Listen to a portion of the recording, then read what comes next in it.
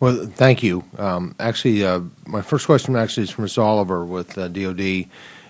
In terms of, could you describe the practices in place through your office to ensure prompt payment of services for contractors and subcontractors?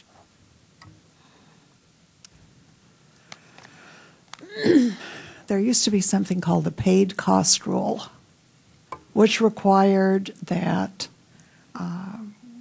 this concerns subcontractors, which required that prime contractors could not be paid, could not put in the claim until they were paid. They had to get the money, they had to pay out the money to the subcontractor before they could claim the money, basically. That was a very helpful tool, and that tool is gone. It doesn't exist anymore.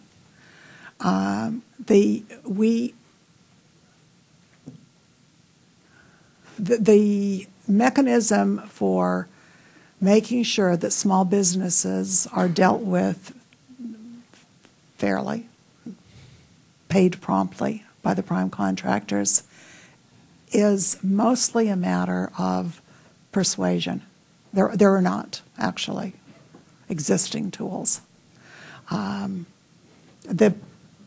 the most useful tool for prompt payment when it's the government, the Department of Defense, that's paying, is the list that the payer's DFAS goes on if they do not pay promptly. I mean, some person gets dinged because their name's on a list for work that has not been processed.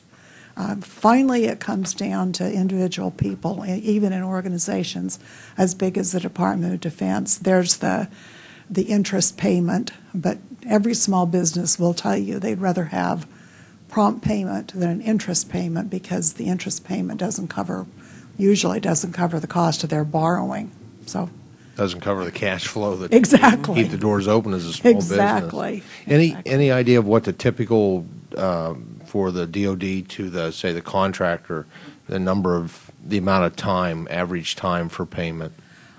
I probably can find that out. I surely can find great. out more accurately than I could guess. Okay. I'd sooner have accuracy than guesses. That'd Okay. be great.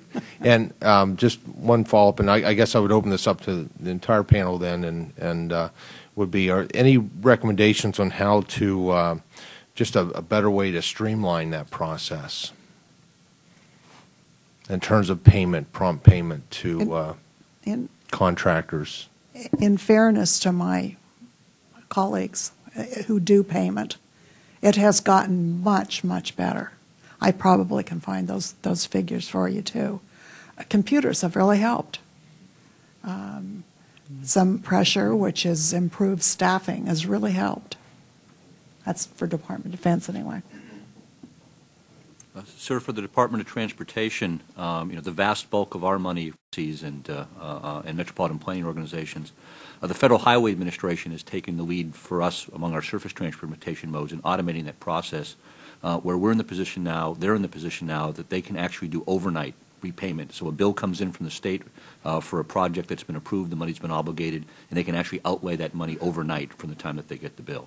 But we're a long way away from getting a process like that that's automated to deal directly with all of our contractors. But I think that's the direction that, in some cases quickly, in some cases slowly, that all of us are moving towards. Very good. Thank you, Mr. Chairman.